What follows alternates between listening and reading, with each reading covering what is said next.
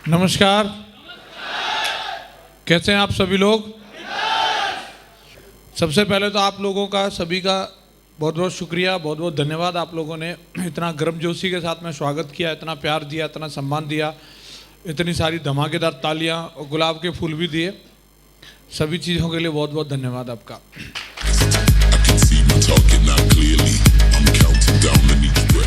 Thank you.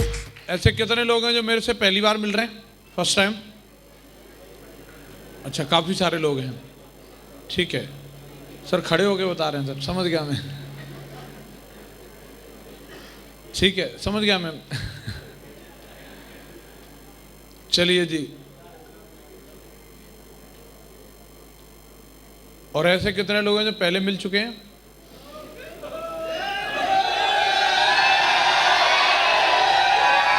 अच्छा, ये ज़्यादा गर्म है। इनको पता है।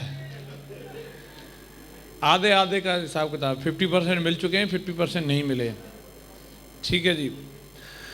आज वैसे सक्सेस प्रूफ सेमिनार है, रिकॉग्निशन का दिन है। और सबसे पहले मनवीर जी ने आज चौका मार दिया, टोपाज की रिकॉग्निशन ले ली है, मैं उनको बहुत बहुत बधाई देता हूँ।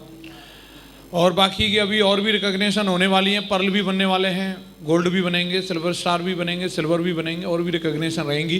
मैं उनको भी बहुत बहुत बधाई देता हूँ। सिस्टम में जब भी किसी की कोई भी छोटी बड़ी प्रमोशन होती है वो बहुत मायने रखती है, बहुत मैटर करती है। यस या नो?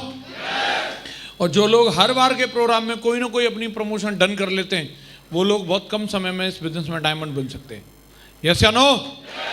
आपका एक ही कमिटमेंट होना चाहिए कि जब भी आप मीटिंग में आते हैं तो मीटिंग में आप सामान्य रूप से भी आ सकते हैं, एक ऐसे ही जनरली पार्टिसिपेट करने के लिए भी आ सकते हैं, और दूसरा आप रिकॉग्निशन के लिए भी आ सकते हैं। बात सही है कि नहीं? अगर आप हर बार ये कमिटमेंट लेकर के जाएं कि कुछ भी हो जाए मैं कोई ना कोई अपनी रिकॉग्निशन बदल के स्टेज पर जरूर आऊँगा, तो ज़्यादा टाइम नहीं लगेगा आपको डायमंड बनने में। कमिटमेंट होना चाहिए। बहुत सारे ऐसे लीडर हैं हमारी टीम में जो हमेशा जब भी प्रोग्राम होता है वो अपनी रिकॉग्निशन बदल के जाते हैं, लेकिन कई लोगों को आइडिया ही नहीं रहता, वो आईडी खोल के ही नहीं देखते और उनको एहसास ही नहीं होता। उनको बुक्के मिली जाती है किसी न किसी बहाने से, तो बोले ठीक है यार, अपना सम्मान तो बरकरार है, तो रिकॉग्निशन बदलने के बारे में नहीं सोचते। रिकॉग्निशन चेंज करने के लिए कमिटमेंट लेना चाहिए और अगली रिकॉग्निशन का डिक्लेयर करना चाहिए। गुरुजी ने और कुछ नहीं पूछा, स्टोरी तो बाद में पता चलती रहेगी, लेकिन क्या पूछा? अभी टोपाज बन गया, अब ये बताओ अगली रिकॉग्निशन कब ले रहे हो? यस या नो? तो इससे अपने अंदर एक काम करने की स्पिरिट रहती है। नहीं तो अभी तो हम जश्न ही मनाते रहेंगे, और कई लोग 6-6 महीने हो गए, साल भर हो गया, सिल्वर स्टार बने थे, अभी तक सिल्वर स्टार के सिल्वर स्टार ही जश्न मना रहे हैं साल भर से, अभी गोल्ड बनने की सोच ही नहीं रहे। कई गोल्ड बन गए तो वो गोल्ड ही बन के घूम रहे। तो अगली रिकॉग्निशन की तैयारी करनी चाहिए कि नहीं करनी चाहिए? बिल्कुल, कमिटमेंट लीजिए। आज मीटिंग हो रही है, आज के बाद अगली मीटिंग जब भी 2-3 महीने बाद होगी, तो उस 2-3 महीने बाद आज आप लोग कोई भी रिकॉग्निशन ले रहे हो नहीं ले रहे हो, लेकिन अगली बार जरूर अपना कोई ना कोई लेवल बदल के आएंगे आप लोग। कमिटमेंट है इस बात का? Very good. मैं थोड़ा सा अपने बारे में बात करना चाहूँगा। मैंने इस बिजनेस को क्यों ज्वाइन किया और कब ज्वाइन किया और कैसे ज्वाइन किया, और आज इस बिजनेस में मैं किस मुकाम पर हूँ, और आप लोग अगर यहाँ आना चाहते हैं तो उसके लिए क्या करना पड़ेगा, जानना चाहते हैं सभी लोग? आज से तकरीबन 14 साल पहले मैंने इस बिजनेस को ज्वाइन किया था, और गुरुजी बैठे हैं हरिंदर सर, इन्होंने ही मुझे प्लान दिखाया था इसके बारे में, इन्होंने जानकारी दी थी। गांव में रहता था मैं, पढ़ रहा था उस समय, गांव में दुकान भी चलाता था, एक पिताजी ने डेयरी भी खुलवा रखी थी, वो भी चलाता था, उसके साथ में पढ़ाई करता था। तो सर ने बताया, एक दिन सर आए मेरे पास, वैसे तो अक्सर करके ही मिलते रहते थे सर मेरे से, लेकिन अभी जब मिल रहे थे कुछ बहकी सी बात कर रहे थे सर। बोले जिंदगी बदलनी है, एक मौका आया है। ये ट्रेनिंग लेके गए थे शुक्रवार की, तो इनको बिल्कुल सब रटी हुई थी बातें। तो ये अपने गैंग के आदमी लग नहीं रहे थे, जैसे जनरली अपन गांव में अपने पुलिया वाले लोगों की एक रटी रहती है ना बातें, और जो ट्रेनिंग लेके जाता है उसकी बात बदल जाती है। ये सेफ सब की खासियत है। यस या नो? तो गुरुजी की बात मेरे को कुछ अच्छी सी लगने लगी। मैंने कहा हाँ बताओ, जिंदगी तो बदलनी है। तो बोले एक कंपनी खुली है सीधी दिल्ली से आगरा आई है डायरेक्ट, और हम लोग अभी उसमें तुरंत ज्वाइन हो जाएंगे। नई है बिल्कुल, अभी 2-3 साल हुई हैं उसको। मैं तो और बढ़िया है ये तो, और उसमें काम करके ज़िंदगी बदल जाएगी। तो सर के द्वारा जानकारी मिली, यहीं आगरा में अवध बैंक्वेट हॉल में सर लेके आए थे मुझे, और कुछ भी मुझे ज़्यादा पता नहीं था। मैं देख रहा था कुछ लोग यहाँ बहुत ताली तुली बजा रहे हैं, जश्न मना रहे हैं, डांस भी कर रहे हैं, लेकिन कई लोग बहुत सहमे सहमे से भी हैं, कभी खड़े हो भी जाते हैं, कभी नहीं भी होते हैं, और कई लोग बहुत चक्के भी हैं। बोले यार इतना इतना हल्ला क्यों मचा रहे हैं? परेशान हो गए वो।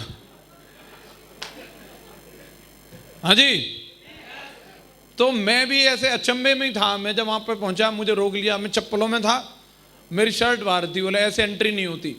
गुरुजी नहीं लेके गए थे मुझे, सतीश सर लेके गए थे वहां पे।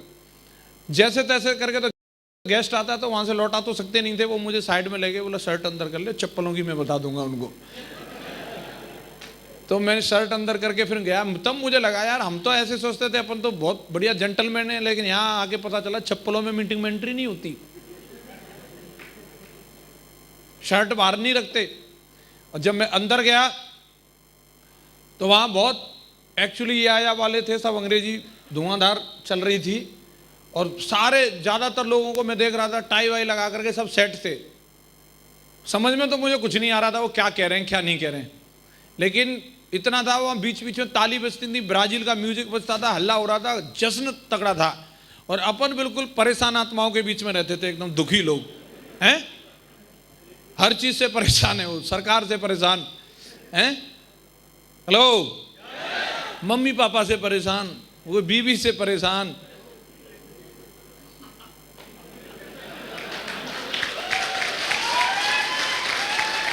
तो उन परेशान आत्माओं में से निकल के और ऐसा वाला माहौल देखा।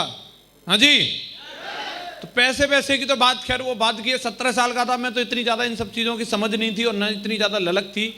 पैसा वैसा क्या है वो ज़्यादा कुछ समझ में नहीं आ रहा था, लेकिन लग रहा था यार यहाँ ठीक ठाक है मामला।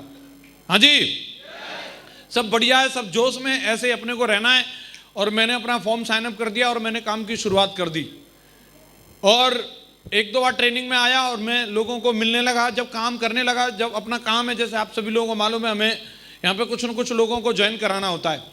तो मेरे शुरुआती एक्सपीरियंस अच्छे नहीं रहे थे, जिन लोगों से मैं उम्मीद करता था वो लोगों ने ज्वाइन नहीं किया था, और मुझे भी उन्होंने ना करने की सलाह दी थी, बोले यहाँ कुछ नहीं होता, तेरे लग गए तू उनको भूल जा।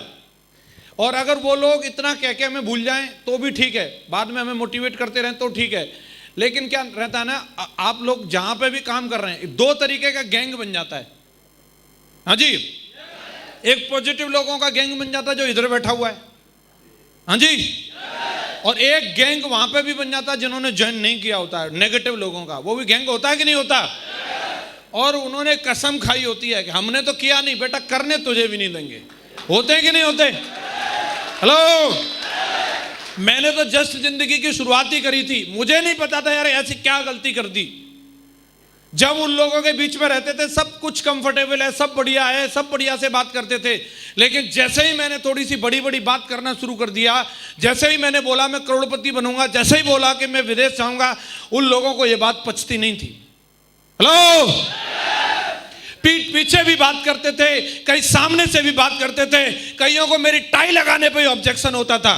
मैं साइकिल पर जाता था तो बोलते आहो ये आ रही है साहब इनकी 4 व्हीलर। हेलो, मुझे यही समझ में नहीं आता था साला इनकी क्यों जल रही है।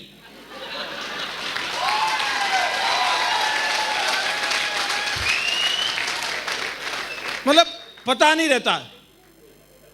हेलो, और मुझे ये समझ में आया है, अगर मैं आज यहां तक पहुंचा हूं, मेरे से अगर कोई पूछे कि क्या वजह है, सिर्फ एक वजह है कि उन लोगों ने मुझे चैलेंज किया था और मैंने चैलेंज को स्वीकार किया। बेटा तुम लोगों को झूठा साबित करके दिखा दूं, सिर्फ एक वजह।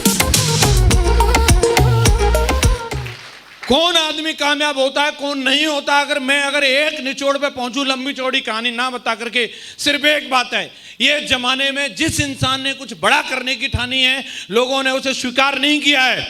हेलो, लोगों ने उसका मजाक उड़ाया, लोगों ने उसका विरोध किया है, लोग उसके आत्मसम्मान को ठेस पहुंचाते हैं, लेकिन जिस इंसान के बात अंदर लगती है ना, वो इंसान उनको गलत साबित करके दिखाता है। बेटा मैं सही था, देख मैंने करके दिखाया, मैंने करके दिखाया। और वो जो मेरे गैंग वाले लोग थे, नेगेटिव वाले, उनकी बात मुझे लगती थी, उनकी हंसी वो वाली हंसी नहीं थी साला, वो उनकी विलेन वाली हंसी थी। हाँ जी, उनकी सलाह वो सलाह नहीं थी मुझे आगे बढ़ाने वाली, साला गली में मरेंगे यहीं। हेलो, उनकी सलाह थी यही रहना है, इससे ऊपर सोचना नहीं, अपनी औकात से बाहर की चीजें, यहीं मरेंगे। हेलो, एक एक बात लगती थी उनकी, चाहे वो गाड़ी के लिए चैलेंज करें, चाहे वो मेरी रिकॉग्निशन के लिए चैलेंज करते थे, मेरे अमीर बनने के लिए चैलेंज करते थे। चमड़ी जो थी वो पतली थी, इसलिए बात लगती थी। कई लोग, जो लोग नाकामयाब रहते हैं, कामयाब हो ही नहीं पाते, मुझे ऐसा लगता है उनकी चमड़ी इतनी मोटी रहती है उनको कुछ फर्क ही नहीं पड़ता, पूरा क्रोकोडाइल वाली लगा रखी है, कुछ भी भाला भी चुभोगे तो नहीं लगे साला एकदम। अपने पीछे अगर आप कारण देखेंगे तो सिर्फ यही वजह है कि अपने को लग जाती है। समझ में आ रहा है? बात लगी थी, इसलिए उनको साबित करके दिखाना था, कीमत चाहे कुछ भी होती वो चुकाने के लिए तैयार थे। यहां कोई इतने मुश्किल काम नहीं करने पड़े यहां तक आने के लिए, अगर मुश्किल भी करने पड़ते तो उसके लिए तैयार थे। सिर्फ उन लोगों को जवाब देना था कि जब मैं उन लोगों से दोबारा कभी मिलूं तो नजरें मिला करके बोल सकूं, यार तेरे यार ने करके तो दिखा दिया, देख ले। ये वजह थी। आप लोगों ने स्टार्ट किया है, सारे लोगों ने ज्वाइन कर लिया है और डायमंड बनने की ठान ली है। आप लोगों का भी लोग मजाक उड़ाते हैं, आप लोगों पे भी लोग भरोसा नहीं करते होंगे, यस या नो? तब आपके हाथ में, आप चाहो तो उनको सही साबित कर दो और आप चाहो तो खुद को सही साबित कर दो। किसको सही साबित करके दिखाएं? खुद के हो उनको, खुद को या उनको? तो उसके लिए मेहनत करनी पड़ेगी साहब, उसके लिए लोगों के बीच में जाना पड़ेगा। जा पाएंगे? पक्का? दो बात बताना चाहूंगा, अगर यहां पे कामयाब होना है, एक सबसे पहली चीज जो मुझे समझ में आती है, अगर कोई भी व्यक्ति इस बिजनेस के अंदर कामयाब होना चाहता है, सबसे मोस्ट इंपॉर्टेंट चीज है, आप में टैलेंट है या नहीं है, आप कितने काबिल हो या नहीं हो, कोई मैटर नहीं करता। सिर्फ एक चीज बता रहा हूं, वो है एटीट्यूड। आपका नजरिया फिट रहना चाहिए। यहां पे लोग मैंने देखा काबिलियत की वजह से नहीं हारते, वो सिर्फ अपने नजरिए की वजह से हार जाते हैं। कामयाब और नाकामयाब लोगों में सिर्फ एक चीज का अंतर है, वो एटीट्यूड का अंतर है। कुछ भी हो जाए, आप अपने नजरिए को नहीं बिगड़ने देना, नजरिए को हमेशा पॉजिटिव रखना। अगर आप अपना नजरिया फिट रख सकते हो तो आप यहां पर कामयाब हो सकते हो, लेकिन अगर आपका जिस दिन नजरिया बिगड़ गया उस दिन फिर कुछ नहीं हो सकता। मैं अगर आज यहां हूं सिर्फ अपने बिंदास एटीट्यूड की वजह से। हाँ जी, जितने भी डायमंड हैं ये अपने एटीट्यूड की वजह से, और जो लोग डायमंड नहीं है वो भी अपने एटीट्यूड की वजह से। चीजें वही रहती हैं, सिचुएशन वही होती है, हर आदमी उसको अपने तरीके से देखता है। ऐसा नहीं है कि हमारे लिए कोई स्पेशल सिचुएशन अलग से बनी, हमारे रास्ते अलग थे। सिर्फ बात उन्हीं चीजों को, उन्हीं परिस्थितियों को देखने के अलग अलग नजरिया होता है। एक आदमी उन्हीं परिस्थितियों में बिखर जाता है और एक आदमी उन्हीं परिस्थितियों में निखर जाता है। बात सिर्फ नजरिए की होती है, नजरिए की होती है। आप समझ लो, जब लोगों ने ना बोला, एक आदमी घर में घुस गया और एक आदमी के साला अगर तूने चैलेंज किया है, तू ज्वाइन नहीं कर रहा, तेरे बिना डायमंड बन के दिखाएंगे, ये एटीट्यूड ही तो था। यस या नो? एक बंदा साला स्टाम्प पर लिख के दे रहा है, एक आदमी उसको देख करके रो रो के परेशान कटोरा भर रहा है, और दूसरा बोला बेटा तेरे स्टाम्प को झूठा साबित करके दिखाएंगे, एटीट्यूड ही तो है। यस या नो? एक बंदे को सीट नहीं मिल रही, इसी बात में फटा जा रहा है, मुझे सीट नहीं मिली, और एक बोल रहा है साला जिस दिन सीट मिलेगी मेरे नाम का टैग लगा होगा, मैं उस दिन तक के लिए काम करूंगा, एटीट्यूड ही तो है। एक बंदे की जेब में पैसा नहीं है, वो इसीलिए काम नहीं कर रहा, और एक बंदा साला पैसा नहीं, इसी के लिए तो काम करना है। अगर अंबानी होता तो काम करने की क्या जरूरत थी? हेलो, एक बंदे को अगर एक साला फूल कम मिल गया वो इसी बात से दुखी है, और एक बंदा इसी के लिए काम करता है, आज एक फूल कम मिला साला 51 किलो की माला नहीं पहनी तो मेरा नाम नहीं, इसी के लिए काम करता है। एटीट्यूड ही तो है, एटीट्यूड ही तो होता है। यस या नो? एक बंदे को टाइम नहीं है, वो इसीलिए बहाना बना करके बैठा है, मेरे पास टाइम नहीं है, मैं कैसे करूंगा, और एक बंदा जानता है इस बात को, आज मेरे पास टाइम नहीं है लेकिन मैं समय की आजादी के लिए करूंगा, साला मैं किसी का नौकर बनने के लिए पैदा नहीं हुआ, मैं खुली जिंदगी जीऊंगा, इसी के लिए मुझे काम करना है। आज मैं बिजी हूं लेकिन एक दिन आजाद हो जाऊंगा। एटीट्यूड ही तो है, एटीट्यूड है साहब। सबसे इंपॉर्टेंट चीज कुछ भी नहीं है इस दुनिया में। आप कोई भी बात ला करके बोलोगे मैं हर लॉजिक को खारिज करता हूं, सिर्फ नजरिए की बात है। मैं उसका आपको प्रमाण दे सकता हूं। आप मरने का कारण देंगे, मैं जिंदा रहने का कारण दे सकता हूं। आप जो वजह बताएंगे मैं उसका उल्टा बता सकता हूं कि क्यों रहना चाहिए, क्यों करना चाहिए। मेरे पास पॉजिटिव वजह है। आपको ढूंढनी पड़ेगी, आपको ढूंढनी पड़ेगी। आपकी व्यक्तिगत जिंदगी है। अगर मैं रुक जाता तो बहाने, सिचुएशन, परिस्थिति वही होती है। अगर मैं रुक जाता तो मेरे एटीट्यूड में प्रॉब्लम थी, लेकिन साला खामियाजा कितना बड़ा होता, एहसास ही नहीं होता।